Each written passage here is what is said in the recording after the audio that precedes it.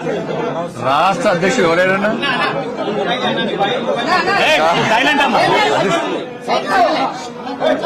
అధిష్టానం ఇంకా రాష్ట్ర అధ్యక్షుడిని ప్రకటించలే. ఇవ్వంది వాళ్ళు చంద్రబాబు నాయుడు గారు ప్రకటించరు, ఇంకోరు ఆయన ప్రకటించరు, ఈయన చెప్తే వచ్చిందంటే కాదు. రాష్ట్ర అధ్యక్షుడిని అధిష్టానము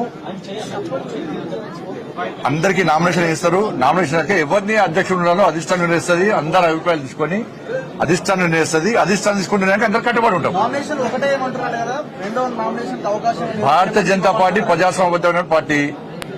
ఒకటే నామినేషన్ వేయాలి, రెండే నామినేషన్ చెప్పారు. నామినేషన్ ఓపెన్ ఉన్నాయి, నామినేషన్ ఎవరైనా వేసుకోవచ్చు. మరి అధిష్టానము అన్ని ఆలోచించి నిర్ణయించుకుంటే దాన్ని కట్టుబడి ఉండాల్సిన బాధ్యత కమిట్మెంట్ తో పనిచేసే ప్రతి భారతీయ జనతా పార్టీ కార్యకర్తకు ఉంటుంది. ఎవరికి ఇచ్చారు? ఎవరు అధ్యక్షులు? ఎవరు ఇంకా కాలే కదా. ఇప్పుడు సాయంత్రం ప్రకటిస్తారు. సాయంత్రం చెప్తారు నామినేషన్స్ తర్వాత. ఎవరు నామినేషన్ ఇస్తారో నామినేషన్స్ తర్వాత అధిష్టానం ఆలోచించి అప్పుడు అభ్యర్థిని ప్రకటిస్తారు. దాని తర్వాత రేపు సమావేశం పెడతారని చెప్పి సమాచారం. ఇప్పుడు అన్ని ఫాల్తు మాటలు అంటారు. వాటిని ఎవరు సోషల్ మీడియా పడుతున్నారు కూడా చూసినాను. అధ్యక్షుని కోసము, అధ్యక్షుని బాధ్యత కోసం ఎవరైనా అడగచ్చు. అడగడంలో ఎలాంటి తప్పు లేదు. వాళ్లకు రావాలని కోరుకోవడంలో కూడా ఎలాంటి తప్పు లేదు. దాన్ని ఎవ్వరు తప్పు కొట్టరు. అది ఎవరి వాళ్ళకి ఆలోచన.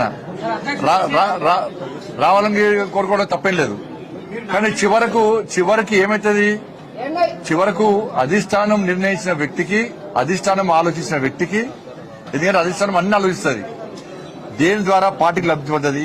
అట్లా ఒక అభ్యర్థిని ప్రకటించిన మాత్రాన మిగతా వాళ్ళు డమ్మి, మిగతా వాళ్ళతో ఏం కాదు. కాదు ఎవరితో ఏ పని అవుతుంది, ఎవరికి ఏ బాధ్యత తప్ప చెప్పాలనో అధిష్టానం నిర్ణయిస్తుంది. ఈ భారతీయ జనతా పార్టీలో ఈ మధ్య కొత్తగా స్టార్ట్ అయింది. నాకు ఈ మధ్య కొత్తగా స్టార్ట్ అయింది. ఈ సోషల్ మీడియాలో ఉల్టా పోస్ట్ పెట్టి చూడు, లేకుంటే వేరే పార్టీలు చేస్తుంటారు అందరూ. చంద్రబాబు నాయుడు గారు లేకుంటే ఇంకో నాయకుడు చెప్తే అధ్యక్షుని పెట్టేటటువంటి పార్టీ భారతీయ జనతా పార్టీ కాదు.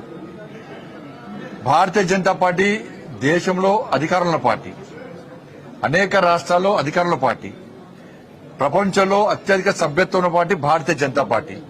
నమ్మిన సిద్ధాంతం కోసం పనిచేసే కట్టర్ కార్యకర్తల పార్టీ భారతీయ జనతా పార్టీ. కాబట్టి అధిష్టానం అన్ని చూస్తున్నది. ఎవరైతే పార్టీకి వ్యతిరేకంగా వ్యవహరిస్తారో, ఎవరైనా ఇప్పుడు పెట్టలే సోషల్ మీడియా ద్వారా గాని ఇతరత్ర వాళ్ళకున్న మీడియా సాధనాల ద్వారా గాని పార్టీకి వ్యతిరేకంగా, పార్టీ అధిష్టానం నిర్ణయించిన అభ్యర్థికి వ్యతిరేకంగా ఎక్కడ ఏం చేసినా కూడా పార్టీ చాలా సీరియస్ గా వ్యవహరిస్తుంది.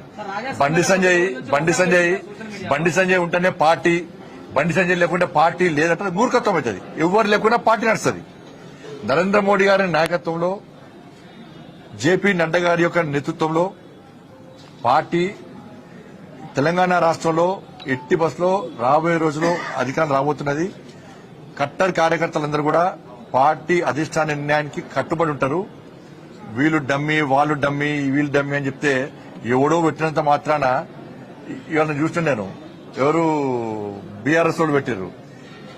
బీసీ అంటే మనకి బీఆర్ఎస్ పార్టీ అని చంద్రశేఖరరావు దిగి బీసీకి ఇవ్వని చెప్పి BRS party working president social media పెడుతున్నారు కదా, ట్విట్టర్ పెట్టిస్తున్నారు కదా బీజేపీ బదనం చేయడానికి. మీ పార్టీలో ఎంతమంది బీసీ మంత్రి పదవి ఇచ్చారు?